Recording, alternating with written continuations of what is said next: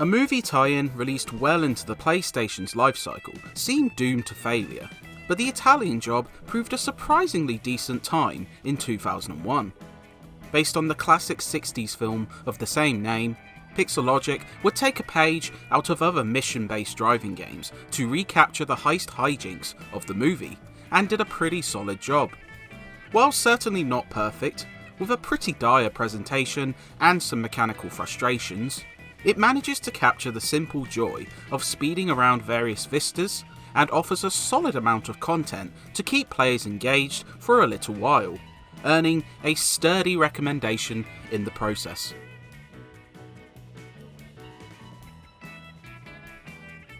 After serving a 3-year stint in prison, Charlie Crocker hatches a plan to steal millions worth of gold out of the hands of the Turin police and the mafia. Players take the role of one of his drivers, as you travel between London, Turin and the Swiss Alps, while the narrative follows the general thread of the movie. The story is pretty minimal, told through identical looking briefings that precede each mission, and while fake Michael Caine does add a dose of charm to the proceedings, it's lacking the remainder of the film's cast of characters and memorable moments, bar a few FMVs that replicate a couple of iconic scenes.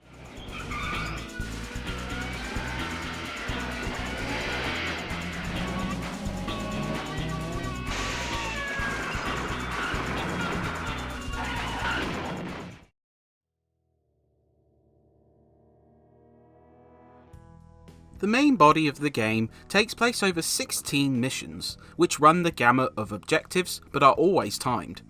Whether it's driving between points, smashing up another car, or delivering dynamite without crashing, you'll be tested with narrow time limits and some challenging outside elements, such as chasing police or mobsters. Your vehicle is not invulnerable, and taking too much damage will quickly end your mission. Latter missions can be particularly tough, such as a several-minute escape sequence involving blocked paths, constant police chases, and skittishly handling minis. But the frustration is often phased out by the sheer fun, with missions that are usually anarchic and exciting. The only downsides lie with the physics, which are usually decent but sometimes see your vehicle getting stuck, and the handling that ranges from manageable to skittish.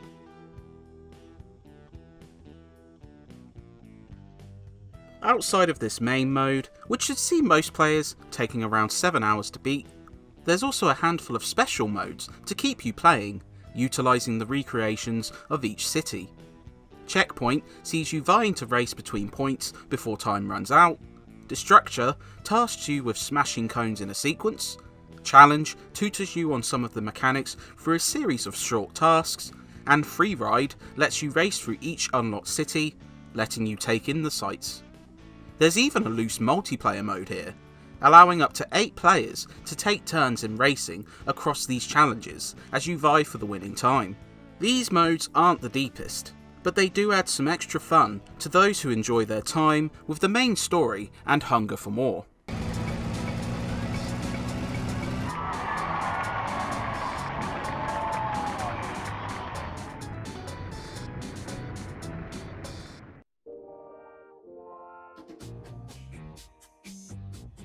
The only weak point is the presentation, which is uneven and shows the reduced budget of this one. There are some bright spots, such as a pretty open cities with little fogging, and roughly accurate models of cars, including the film's iconic minis. But the ugly character models, frequent slowdown, and garish texture work leave it looking dishevelled. Odd moments of wide shots seem to be intended to showcase the game, but it just shows how hard it is to make out everything. The sound is uneven too, with repetitive music and uneven sound effects dragging the game down. The voicing is cheesy fun, especially the hilarious Michael Caine impersonation, though canned lines become tedious after you hear them repeatedly.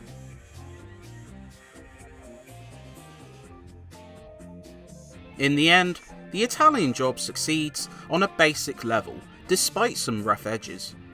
While certainly not the prettiest game, and suffering from frustrations at points, its chaotic missions and plethora of modes should keep fans of the movie happy, even if it fails to capture all the charm of the movie. As a mission driving game, it's way better than you'd expect a movie timed from 2001 to be.